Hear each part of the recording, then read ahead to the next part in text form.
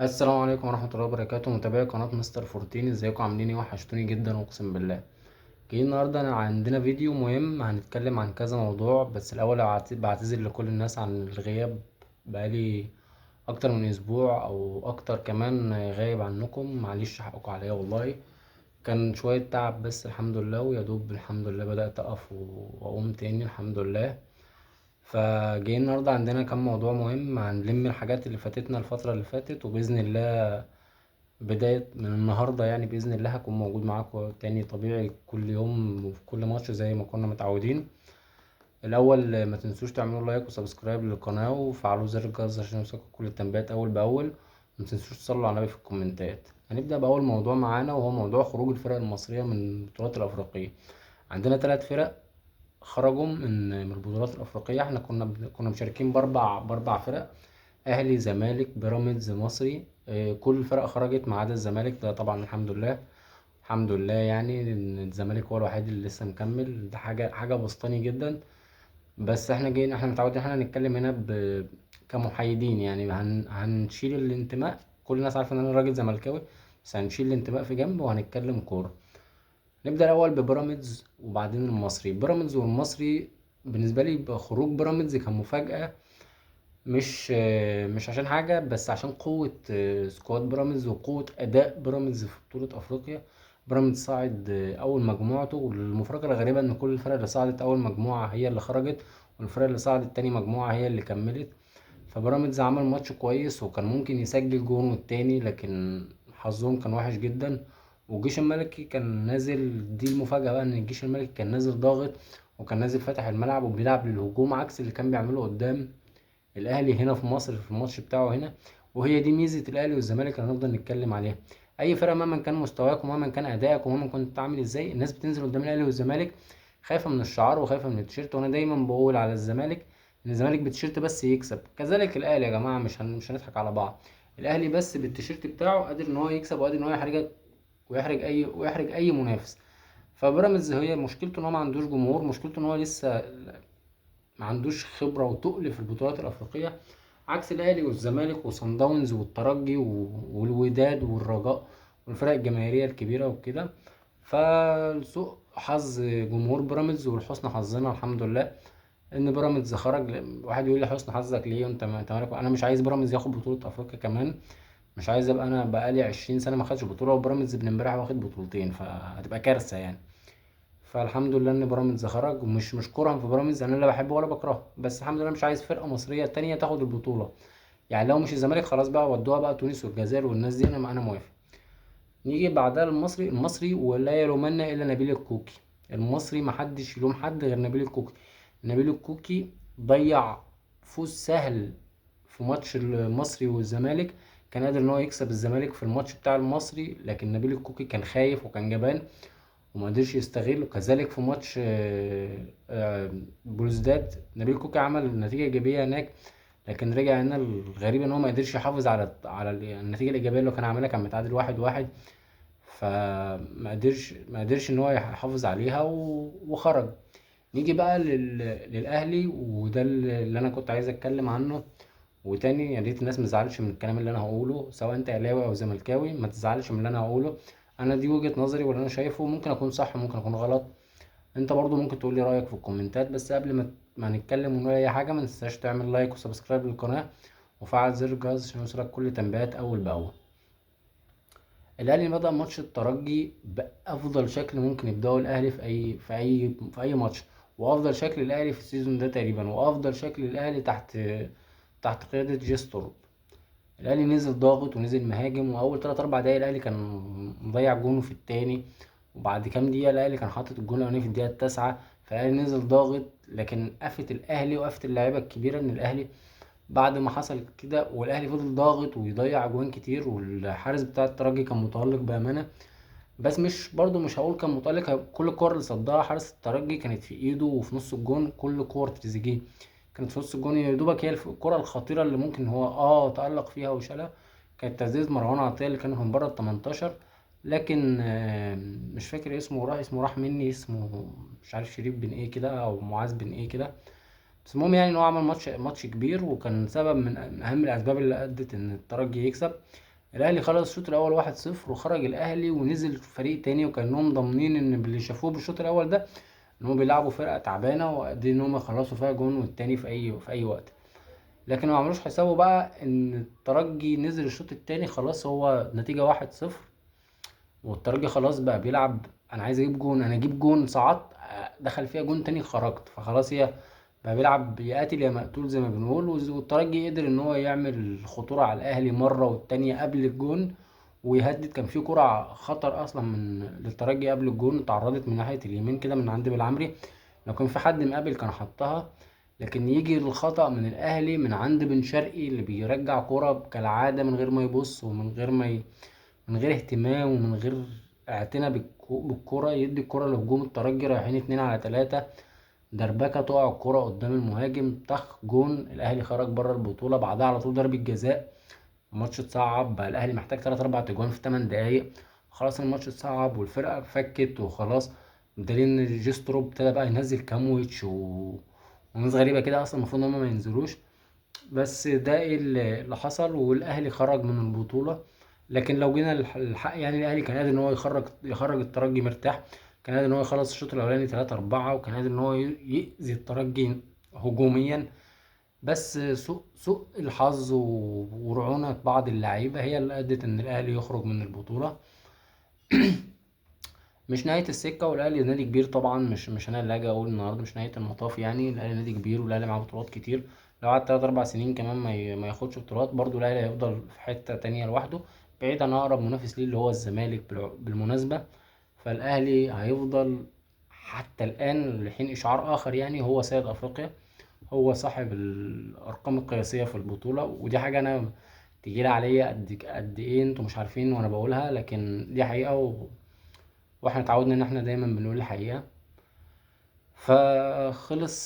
خلص ماتش الاهلي والترجي والاهلي خرج بره البطولة، والاهلي قدامه 6 ماتشات بس في الموسم. 6 ماتشات هيبدأهم مع سيراميكا، 6 ماتشات الاهلي لو ضيع نقطة منهم بنسبة 90% واكتر يقدر يقول ان الاهلي باي باي الدوري كمان، ويبقى موسم كارثي وصفري للنادي الاهلي. اتمناها بصراحة، لكن هنشوف الايام اللي جاية فيها ايه. خش على ماتش مصر والسعودية. بس قبل ماتش مصر والسعودية عندي تعليق كده في كام اسم كنت حابب ان انا اشوفهم في المنتخب، وكام اسم مش عارف هم ليه انضموا، وناس تفهم برضو صح. انا مش بتكلم كاهلي وزمالك، وهثبت لك ان انا مش بتكلم كاهلي وزمالك. كابتن حسام حسن اختار 4 حراس مرمى ولا 4 اختار شوبير والشناوي من الاهلي، ودي مشكلة. اختار محمد علاء حارس الجونة، واختار ماهر سليمان حارس الزمالك. واحد يقول لي ايه المشكلة، اقول له يا شوبير يا الشناوي، مين فيهم اللي بيلعب او مين فيهم اللي انت هتلعبه؟ سيدي الاتنين بيلعبوا في فريقهم، مين فيهم اللي انت هتعتمد عليه؟ خد واحد. لان في واحد اسمه احمد الشناوي ده بطل افريقيا يا جماعة، حرام ان انت ما تاخدوش معاك بسبب مشاكل بينك وبين بيراميدز، حرام يعني. نيجي الناحية اليمين، مفيش حد يلفت النظر. يعني شايف ان محمد هاني وبتاع، كان نفسي محمد ابراهيم ينضم حتى لو مش هيلعب، بس ياخد خبرة وياخد الاحتكاكات القوية ديت. لكن ما انضمش محمد ابراهيم. محمد اسماعيل انا مش عارف ليه ما انضمش محمد اسماعيل، حتى لو على حساب عبد المنعم اللي بقاله 7 شهور يا جماعة ما بيلعبش كورة، وبقاله كتير قوي مصاب ومش معقول هيجي من دار للنار لكاس عالم. فحتى لو انت عايز تاخد عبد المنعم وهو يستحق ان هو يبقى موجود، عبد المنعم مدافع كبير، بس كان من باب اولى ان انت تخلي محمد اسماعيل معاك في القايمه، لان انت متوقع ان انت تعتمد عليه اكتر وتعتمد على رجله في الملعب مش عبد المنعم. نيجي لقدام شويه، مهند لاشين ومروان عطيه تمام. زيزو يعني ليه زيزو؟ انت معاك محمد صلاح ومعاك هيثم حسن وليه زيزو، وممكن تجيب مصطفى فتحي اللي انت ما جبتوش مش عارف ليه. فليه زيزو مش عارف ما قدمش اي حاجه، ومش مش حرقان بقى والجو ده عشان نبقى ايه واقعيين يعني. اسال اي اهلاوي هل زيزو قدم اي حاجه السنه دي مع الاهلي؟ هل زيزو يستحق يبقى على الاداء اللي هو بيقدمه مع النادي الاهلي ان هو يبقى موجود في المنتخب؟ انا اعتقد لا طبعا. تريزيجيه طبيعي هو احسن لاعب في النادي الاهلي واكتر لاعب مؤثر في الدوري المصري وهداف الدوري وكل حاجه، طبيعي ان هو ينضم. ناصر منسي هو حق مهاجم يا جماعة، حق مهاجم مصري ينضم. كان عندي تحفظ ان انت كنت ممكن تضم مثلا قطة من بيراميدز ما انضمش، لعيب كويس. كان ممكن تضم مصطفى فتحي، ما انضمش، لعيب كويس. كان ممكن تضم حد من الاتنين قلبين الدفاع بتوع بيراميدز، سواء مرعي او سامي، الاتنين كويسين جدا، ما انضموش. بس احنا كلنا ورا المنتخب وهندعم المنتخب وهنشوف. نزلنا عملنا ماتش كبير قدام السعودية، ومش عارف، كانت مفاجأة بالنسبة لي. هل ده هو أداء المنتخب اللي لعب قدام السنغال؟ هي نفس الفرقة يا جماعة، ما اتغيرش عنها غير هيثم حسن يعني، ونزل الشوط التاني بس. فبداية موفقة وبداية جيدة، وأتمنى إن أنت تكمل على كده، وأتمنى إن أنت تلعب قدام ماتش أسبانيا اللي بتاع بكرة دوت. أنا مش عايزك تنزل تلعب تكسب، أنا مبقولكش انزل العب اكسب أسبانيا، بس انزل على الأقل لما تاخد الكورة وريني تحول هجومي، وريني إن أنت عارف تحافظ عليه. مش عايزك تعمل هجمة يا سيدي، ولو إن أنت مطلوب منك أنت تعمل هجمة وتحقق وتهدد مرماهم، بس نفترض ان انت ما عملتش كده. انا عايزك على الاقل لما تمسك الكرة تنقل 3 4 نقلات، تعرف تستحوذ على الكرة في ظل ضغط لعيبة اسبانيا، وانت رايح لليفل تاني خالص. فكك بقى من كل اللي انت شفته ده، ليفل تاني خالص. واعتقد ان الماتش برضو مش هتبقى اسبانيا بتلعب بجد قوي، لكن هو بالنسبة لنا احنا لو هم بيلعبوا 30 40% هو احتكاك قوي جدا ان احنا نقدر نقيس عليه مستوانا. فاتمنى باذن الله من ماتش بكره ان احنا نطلع منه بمكسب كويس، مش مكسب نتيجه، مكسب اداء. اكسب منه اداء، اكسب منه لعيب، اكسب منه حد، اكسب منه خطه لعب، اكسب منه تجربه، اشوف اللعيبه اللي انا عايز اعتمد عليها. فكل الدعم للكابتن حسام وجهازه الفني، واتمنى يا رب باذن الله نقدم ماتش كويس يليق باسم سيد افريقيا منتخب مصر، وصاحب التتويجات القياسيه بكاس الامم الافريقيه. احنا في منتخب كبير، واتمنى ان احنا نقدم ماتش كبير بكره. نيجي بقى لاخر حاجه، كنت عامل مسابقه على الفيسبوك بخصوص ماتش مصر والسعوديه، وكنت طالب الناس تقول يعني النتيجه، وقلت ان اللي هيكسب هياخد 100 جنيه فودافون كاش. اي نعم، انا شتمت شتايم كتير اليومين اللي فاتوا اللي انا كنت تعبان فيهم دول، والناس داخله حسبي الله ونعم الوكيل فيك، وانت ما بتكسبش، وانت من امتى. انا والله عمرها ما حصلت ان حد توقع معايا صح وانا ما كسبتوش. اي حد بيتوقع صح، ما دام انا قلت هكسبك انا هكسبك. حتى لو انا شيء عارف ان ال100 جنيه دي ممكن تكون حاجه بسيطه بالنسبه لك، هي برضو بالنسبه لي انا برضو مش عايزك تبقى فاهم، مش اليوتيوبر اللي معاه الملايين اللي هتقول يعني ده بيعمل 100 جنيه. ال100 جنيه دي فعلا ربنا يعلم ان هي بتأثر معايا انا لسه شاب وبشتغل ودي حاجه جنب حاجه. اليوتيوب ده باب كده تفاريح، انا بحبه وبحب الكلام في الكوره. ف ده بس حاجه كنت عايز اقولها. واحنا معانا اسامي الناس المرشحين برضو عشان يبقى الناس كلها قدامها. دي 5 ورقات فيهم اسامي الناس اللي كسبانه. ادي 1، ادي 2، ادي 3، ادي 4، ادي 5. عشان الكوسة وعشان محدش يقول ان احنا مطبخينها او احنا متفقين، انا هتفق معاكم اتفاق دلوقتي حالا قسما بربي. اصحاب الاسامي مكتوبة في الورق هنا ما يعرفوا الاتفاق ده. يعني ده اتفاق مني ليكم كده قدامكم على الهوا. احنا هنعمل وهنختار ورقة، والورقة اللي هتكسب هي الورقة اللي هنختارها في المرة التالتة. يعني انا هعمل اول مرة وهختار، طلع مثلا اسم فلان، فلان ده مش كسبان. تاني مرة طخ طخ طخ طخ، طلع اسم فلان، فلان ده برضو مش كسبان. تالت مرة ده اللي كسبان. لو الاسم الاولاني او التاني اتكرروا، دي حاجة مش هقدر اغيرها. اللي هيكسب هو اللي هيكسب في المرة التالتة، عشان نحاول نمنع اي نوع من انواع الشبهات، ومحدش يقول لي انت مطبخها وانت عاملها لحد تبعك وكده. ربنا يعلم بنيتي. ويا ريت الناس اللي هتكسب تعلق على الكومنت ان هو كسب، عشان الناس تبقى برضو عارفة ان هو كسب. اول ما يستلم فلوس يخش يكتب كومنت هنا. وباذن الله هننزل كمان شويه مسابقه ماتش اسبانيا، وباذن الله برضو في فيديو ماتش اسبانيا اللي هنعمله بعد الماتش تاني يوم على طول هنا هنعلن الفايز، وكله هيبقى تمام باذن الله. وباذن الله لما الدنيا تبدا الدوري يرجع هتلاقوا برضو مسابقات كتير، ولما الناس تعلى معايا والتفاعل يزيد شويه، والقناه اللي مفيش حد بيتفاعل عليها دي الاقي الناس عليها متابعين، صدقني ال100 هتبقى 200، وال200 هتبقى 500، وال500 هتبقى 1000. بس الاقي مقابل والاقي الناس بتساعدني. انا بدفع فلوس، انت بتحط لايك ببلاش، فحط لايك وادعم اخوك، وباذن الله يكون خير. فيلا بقى نشوف مين اللي هيكسب معانا الجايزه. ادي بسم الله الرحمن الرحيم اهو. انا خدت واحده اهي، نشوف الاسم اللي مكتوب وهنرجعها تاني وهنعملها تاني.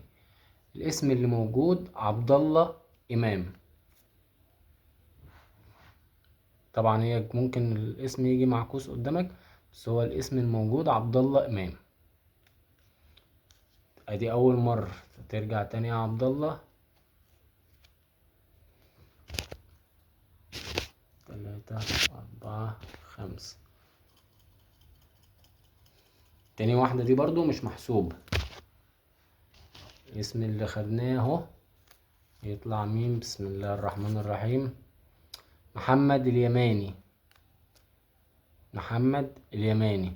اللي هنختاره دلوقتي يا جماعة هو اللي هيكسب، سواء كان عبد الله، سواء كان محمد، سواء كان حد تالت، ما تزعلوش مني. وده دي حاجة اللي انا قدرت ان انا اعملها، ودي الطريقة اللي انا قدرت ان انا احاول امنع بيها اي شبهات ان حد يكون متفق ولا حاجة وان الناس تشك في كده. فلو انت ما كسبتش المرة دي ممكن تكسب المرة الجاية. تابعني، خليك متابع. بإذن الله هيبقى في مكاسب في كل ماتش بإذن الله. اللي هيطلع اسمه المرة دي هو اللي هطلب منه رقم الكاش، وهو اللي هبعت له الفلوس على فودافون كاش. جاهزين؟ بسم الله الرحمن الرحيم. قبل ما نعمل، اعمل لايك وسبسكرايب للقناة، ومتنساش تفعل زر الجرس عشان يوصلك كل التنبيهات، وشير الفيديو ده في كل مكان. وقول لاصحابك على كل المسابقات اللي احنا بنعملها، وهستنى دعمكم على طول. بسم الله الرحمن الرحيم. اللي هيطلع المرة دي هو اللي كسبان. توكلنا على الله. بسم الله. دي الورقة اللي كسبانة. بسم الله الرحمن الرحيم.